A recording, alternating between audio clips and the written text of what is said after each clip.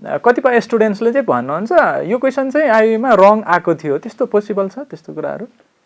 अब हेर्नुहोस्, अब त्यस्तो त्यो स्टुडेन्टहरूको कुरामा मलाई चाहिँ त्यति बढी विश्वास छैन। सामान्य कहिलेकाहीँ टोपो इररहरू देखिँदा हुन्, त्यो जो अन्डरस्ट्यान्डेबल हुन्छ। एन्ड क्वेसनै रङ हुने भन्ने चाहिँ हुँदैन। कुनै पनि क्वेसन रङ हुँदैन, क्वेसन कुनै पनि रङ हुँदैन। त्यसको सोल्युसन त्यसको त्यहाँ लेखेको एन्सर पो रङ हुन्छ त? क्वेसन कुनै रङ हुन्छ त?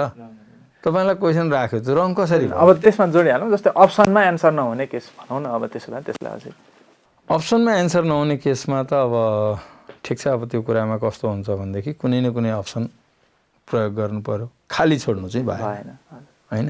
रङ छ भने त्यही किसिमको डिसिजन बनिहाल्छ नि। युनिभर्सिटीहरूले त्यही यहाँ यो चाहिँ रङ रहेछ, यहाँ यो डिसिजन बनाउनुपर्छ। अब यो क्वेसन नै हटाएर बाँकी रहेकोमा इभ्यालुएट गर्ने कि त्यो क्वेसनमा जसले जे एन्सर दिए पनि दिएर इभ्यालुएट गर्ने भन्ने त युनिभर्सिटीको आफ्नो पोलिसीभित्र पर्छ त्यो चाहिँ। हजुर सर।